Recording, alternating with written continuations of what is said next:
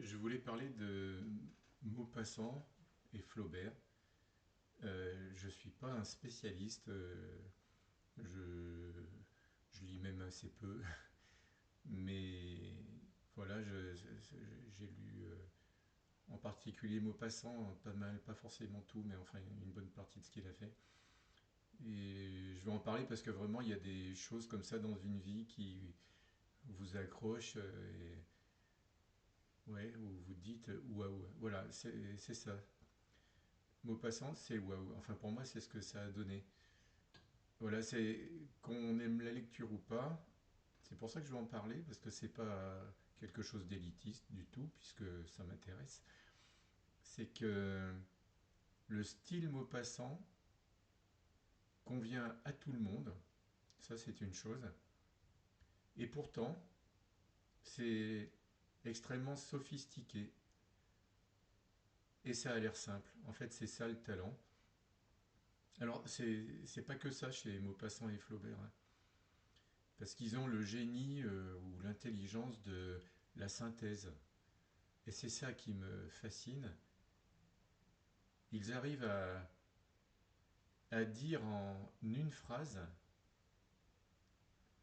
des choses pour lesquelles il nous faudrait, si on voulait en parler, hein, il nous faudrait, il nous faudrait des pages. Il y a des auteurs, par exemple, je me rappelle de Colette, là ça m'avait vraiment ennuyé parce qu'elle décrivait le visage d'un enfant. Alors, au bout de 3 pages, j'en avais marre de compter les taches de rousseur. Là, c'était trop précis, j'en ai rien à faire.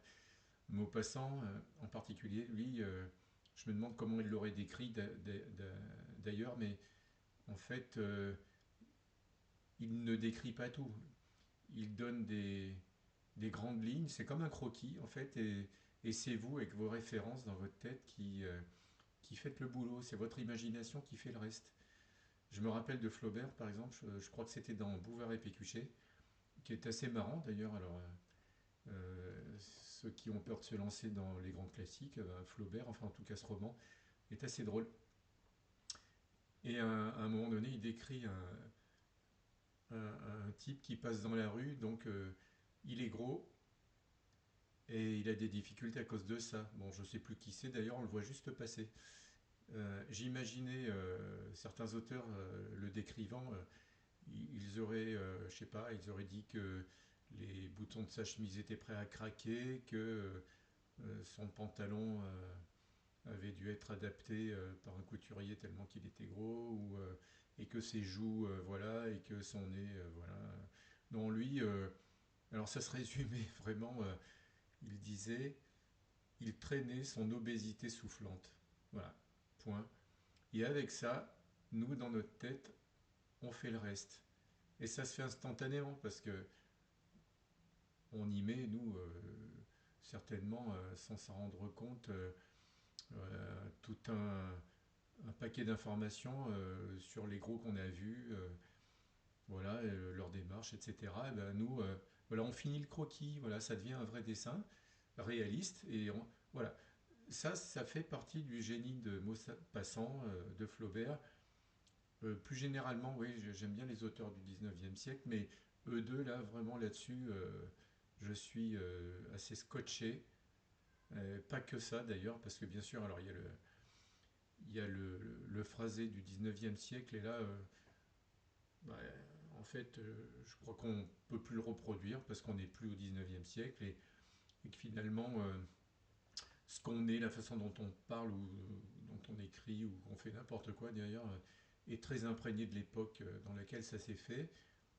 Et donc les auteurs du 19e, ils ont pas un talent particulier, c'est-à-dire c'est le fruit de leur époque, quoi. Mais voilà, le 19e en littérature, comme dans beaucoup d'autres choses, pour moi, ça reste le top, comme on dit. Donc, indépendamment de ça, Maupassant en plus, alors là, je ne sais pas où il va chercher ça, mais il a une précision, et en parlant des sentiments, en décrivant la psychologie de quelqu'un, mais il arrive, s'il décrit un alcoolique, on dirait qu'il l'a été lui-même, il décrit une femme et ce qu'elle ressent, on dirait que ça a été une femme lui-même. C'est dingue le niveau de réalisme auquel il parvient. Et puis, bien sûr, alors les scénarios sont très intéressants. Souvent, c'est social, hein, et donc tout ça, ça fait vraiment un plaisir de lecture parce que ça se lit facilement et c'est beau. Voilà, c'est ce qui nous retient aussi, hein. Le scénario est bien. Après, tout ne me plaît pas chez Maupassant, mais alors, pour finir, du coup, et ça va être le point final de tout ce que j'ai essayé de faire, c'est-à-dire vous donner envie de lire Maupassant. Eh bien, qu'est-ce que je veux dire? J'ai bouffé ce que je voulais dire. Oui, alors, je vous invite à lire Une vie de Maupassant. Donc, Une vie, là, c'est vraiment, on y trouve tout ce que je viens de vous dire et c'est formidable. Donc, n'hésitez pas à mettre des commentaires si vous le souhaitez.